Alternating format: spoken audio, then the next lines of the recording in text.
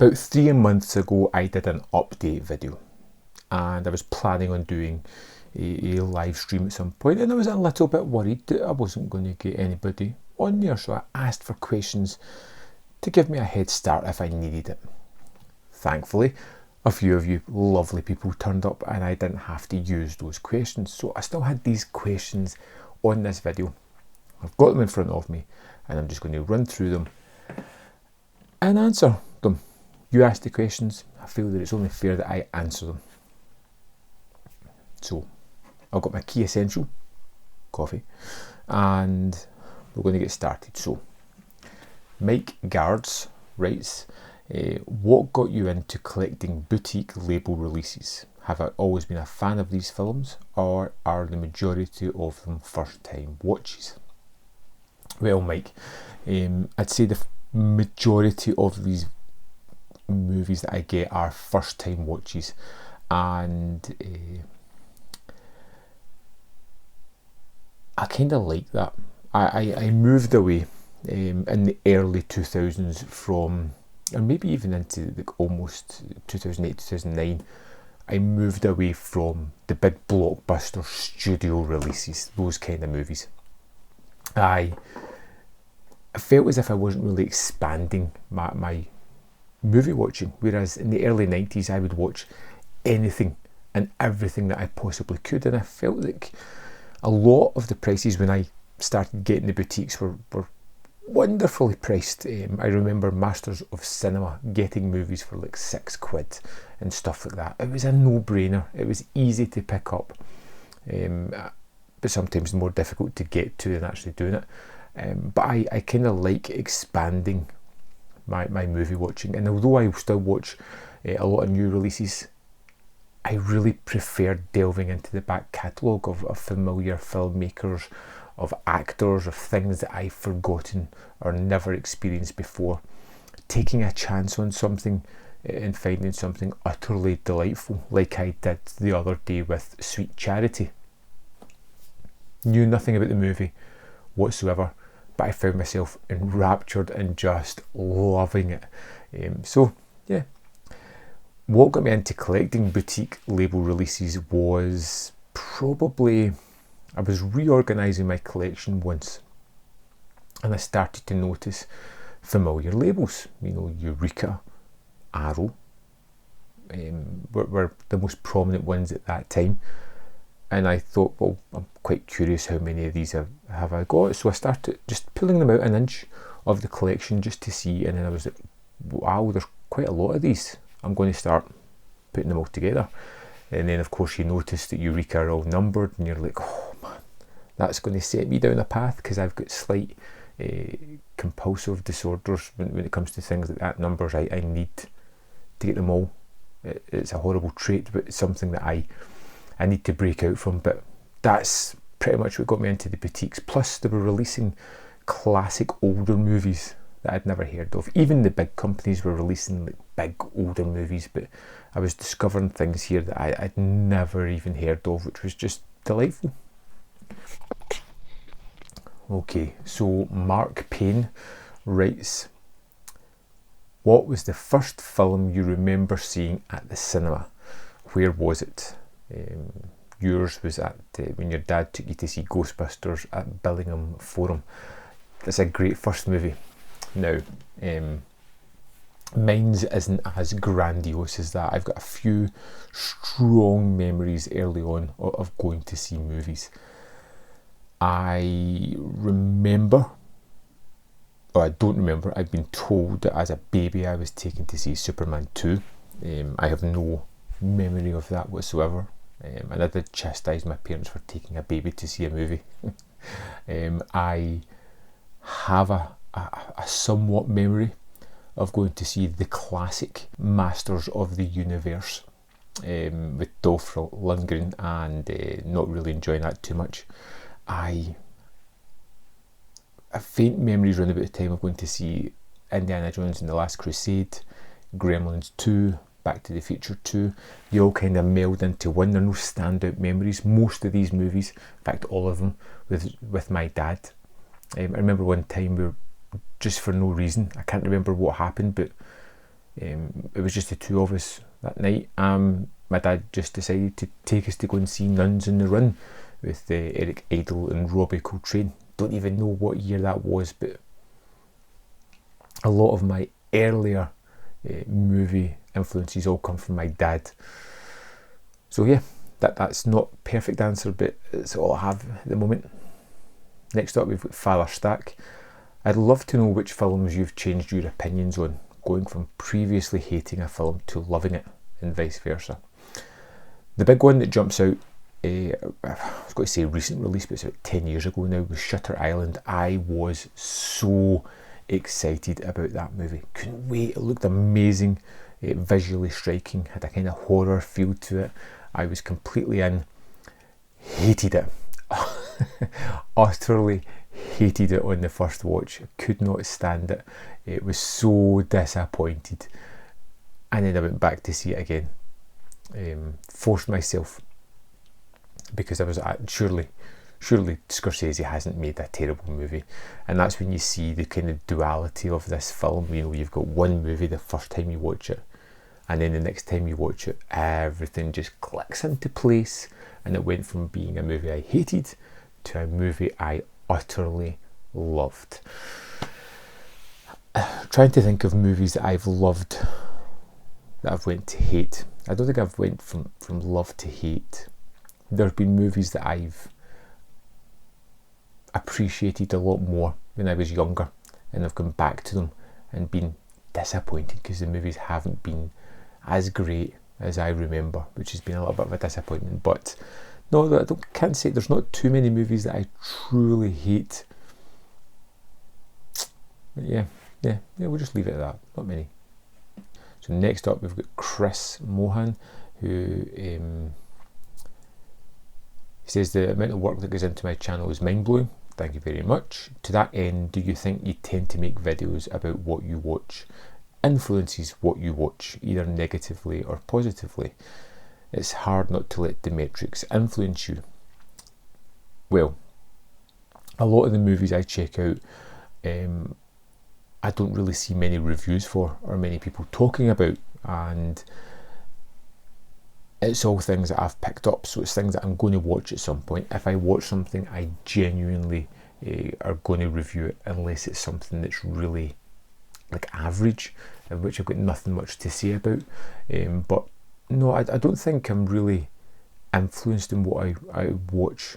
I kind of like go with the flow. You'll notice that my channel tends to fluctuate. Like, it'll be a bunch of horrors, and then it'll move into like something wackier, like Indicator releases for a while, or there'll be a box set of movies that I want to check out. The one thing that I've always kind of prided myself on is that I'm not like a view count person that chases after that. You know, like I'll watch movies and I'll post a review for them, and they'll do horribly. I think the most recent ones I did was the Samuel Fuller movies. That box set was awesome from Eureka, and I was putting up the reviews for that. Nobody was watching. I didn't care. I still went through it and watched them all and posted all the reviews because, well, it's my channel. It's films I'm interested in. And I know that I kind of watch, or I like to think that I watch a wide spectrum of movies. And if people aren't interested in a certain film, they won't click on it, and that's perfectly fine. Hopefully they'll find one that they're interested in that they may check out. But no, I don't really feel the need to urgently check something out. That was something I kind of lost a while ago. Maybe when it was cinematic movies, I felt an urge to like suddenly get something out, but then I found myself more attracted to the physical media and those releases, and there's no urgency to really get stuff out. It's just pretty much as soon as I watch something, I'll record a video on it and it goes up whenever.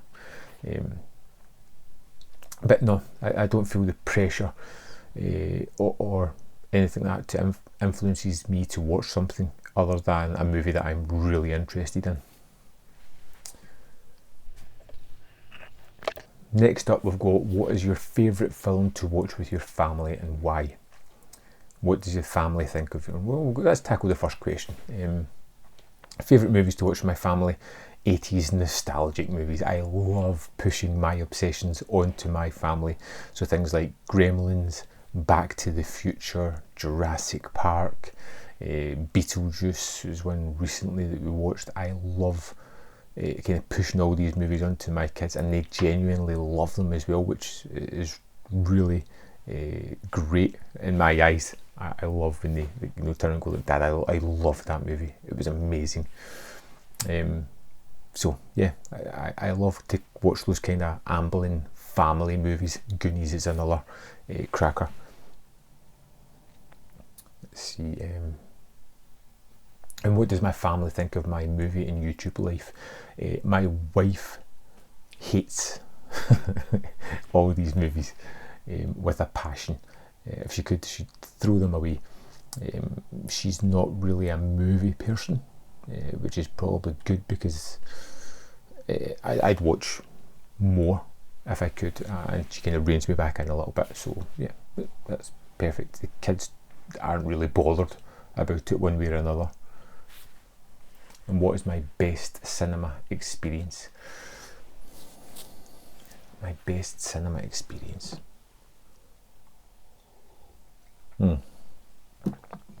Hunt for the Wilder People. It was a movie that had one showing. I had seen a couple of Taika Waititi movies. I wanted to see it. I dragged a friend to it. The place was packed and everybody just got the movie. And it was hilarious, and just being in that room, that crowd, the atmosphere and the feeling, it was truly brilliant. One of my favourite experiences. And the best Dutch movie or actor, Rutger Hauer, easily. Blind Fury all the way, terrific movie. I think the guy's just iconic. He did a bunch of direct-to-video movies that were great. When he's properly acting, he is astounding. He was very versatile, very striking, and just I really liked the guy. So Super Binges, what is a film that you think is pure garbage, but due to being part of a numbered set, you don't want to get rid of it?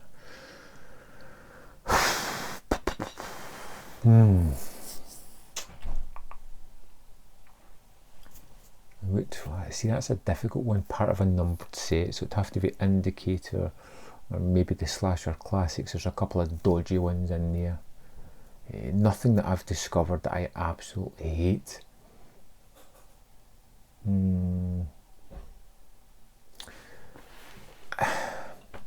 Okay, one that I can think of, but I don't hate it, is Sweet 16, part of the Slasher Classics. It was just boring. Kind of banal, and it's not one that I can see myself going back and watching again anytime soon. Just a little bit tedious. It takes a lot for me to really hate a movie, and I think it would have to be. I don't think I could get rid of anything that was in a numbered collection anyway. But yeah, I'm struggling to think of any movie that I've come across that I've absolutely hated. Okay, Brian DeGuel, can you remember your very first DVD movie? Yes. And did you start collecting DVDs from the start? Yes. Probably want a little bit more answer on that, really. My very first DVD movie was Scream. I had the VHS, I had the Director's Cut VHS, I got the DVD for it as soon as it came out. I loved that movie. That movie was such a milestone in my movie watching career. I don't think there's been a movie that I've watched as many times as I did with that. When I got the VHS, I watched it daily, sometimes multiple times a day for several months. It was ridiculous. I knew every line of dialogue, every kind of music cue. It was bonkers. So it was the first DVD I purchased, and I actually bought it before I had a DVD player, which is why it sticks in my mind. And your second part was, did I start collecting DVDs? Yes, I was big into VHS. I had a lot of those, and as soon as DVD came out, I could fit more on my shelf, and that was the format I went for, because that's where home video really exploded into all these movies just coming out constantly. Loved it. Okay, so Steph, what made me start a YouTube page? Okay, I wanted to connect with movie fans, primarily. I didn't know any, really, round about me. There's nobody in my life that's really a big movie fan. There's people who watch movies, but there's nobody that is kind of geeky about them. And I really wanted to meet other people like that, so I thought I'll start a YouTube page. I'll meet people, I'll get to talk about movies and just engage in my passion, which is what I did and what's pretty much happened. How long have I been a collector? Since the 90s. I used to collect the VHS, moved into DVDs. It's been decades. Do I think physical media will eventually die off? No, I don't. I think there's always a reason for having tangible media. Personally, I love it. It brings me back to my days of going to the video shop. I like to think that there'll always be a format somewhere. I don't want to look through a computer program looking at files to see if there's a movie I want to watch. I want to pick something up. I want to pick up a disc off my shelf and go, whoa, vampires, that sounds cool. James Woods is a vampire hunter. I want to watch that because it popped out at me, not because I saw it in a file. So, no. My favourite company, i.e. Arrow, Eureka, etc. Well, my favourite company, I think at the moment, is probably 88 Films. Their transfers have taken a huge jump this year. They're doing terrific work. Their movies they're releasing out are really varied. You're getting the slashers, you're getting Italian, you're getting classic movies like Anaconda and Hollow Man and I Know What You Did Last Summer. You're getting all the Jackie Chan movies. They're varied. Jean-Claude Van Damme films.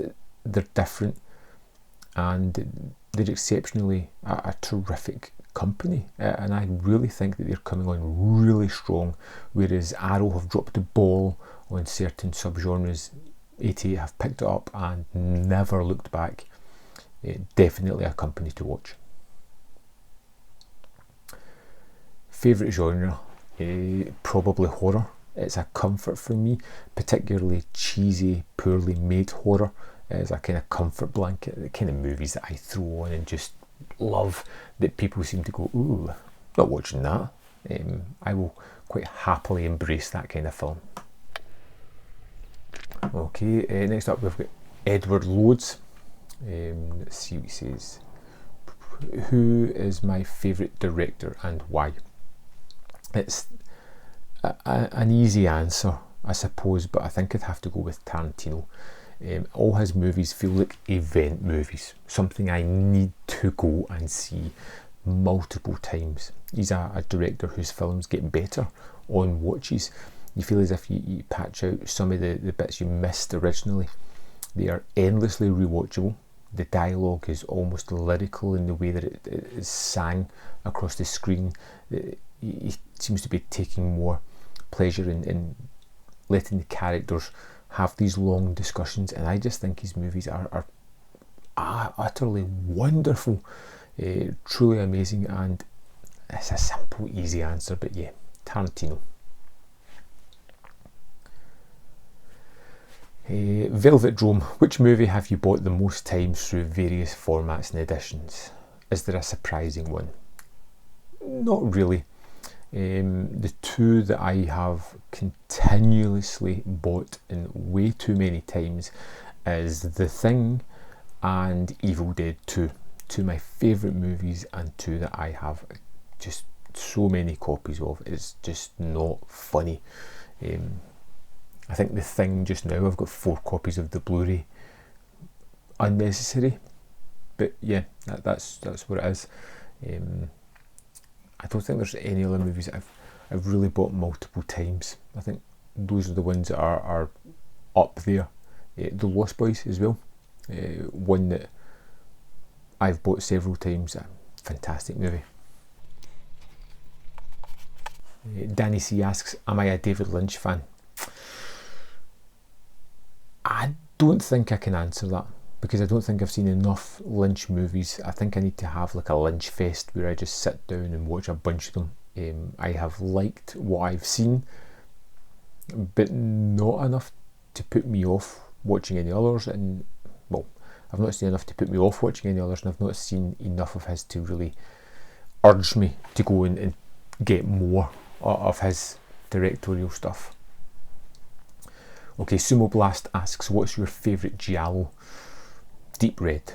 I think Deep Red. I love the score for that. I love the story. I think it's wonderfully set up, and that reveal at the end is just perfect.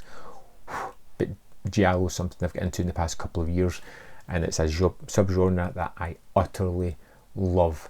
I think a close second is probably Don't Torture a Duckling, which is, again, just brilliant. What films am I looking forward to picking up this year? See, I don't know what's coming out. I'm curious to see what Arrow's going to do in 2021 with their 4K movies. The releases so far have been surprising, but I'm interested to see what they're going to release. I, of course, will pick up all the Masters of Cinema. I will probably pick up all the Indicator, and it's getting more and more likely that everything 88 Films puts out is going to be entirely in my wheelhouse. I would like to pick up more Criterions, but some of the stuff that's already been released, I haven't been able to pick up. The big sets, the Zatoichi, the Godzilla, are two that are big on my hit list, but they need to drop to an affordable price for me before I can pull the trigger on those. Okay, and we've got a couple from Wolfgratz here just to finish it out. Often we have surprising favourites, things that come as a shock to others and even ourselves. What comes to your mind in that respect? Teenage sex comedies. Things like Porky's, American Pie, Road Trip, Old School. All these kind of movies are things that I utterly love. There's no rhyme or reason. I can subjectively look at them as poorly made movies, but I laugh my head off and I watch them a lot. Even the direct-to-video American Pie movies, they're just comfort watches.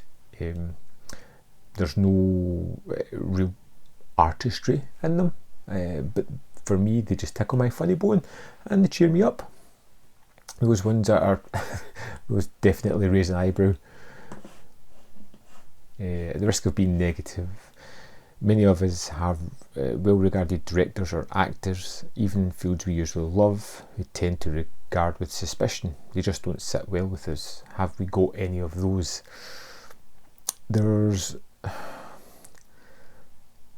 I can't say there's any real directors that I don't love. I can't think of any that I avoid their movies. Actors, there's some that I just don't like. Like it's a weird one, isn't it? You know, when you just don't like it. But sometimes they win you around. One of the ones that I really didn't like, or used to didn't like, was Channing Tatum. But again, he seemed to turn the corner and grow on me. I think it was 21 Jump Street was the turning point for him, and that was that. And then it's immaterial whether I like them or not. I suppose it's to be down with their work and what they can do, but I can't think of anything off the top of my head. I guess we all have some genres, a term you hate, or type of films you just don't go on with, although we may have our suspicions. I do wonder if you tend to avoid or even dislike rather a lot. Is there any genres I dislike? I'm not the biggest fan of period pieces. You know, it's not something I search out. I think I'd rather avoid them if possible. Romantic comedies, I don't mind. Romantic films, it's just not my cup of tea at all. Other than that, I think you just need to try and experience as many things as you can. Whether you like them or not, it's up to you personally, but I like to give them a shot. So that's the last question I had here. Just throw this video up, see if you're interested in asking me more questions. If you want, drop them below this video and I'll come back at some point and answer them. Thanks for watching, and I'll see you next time.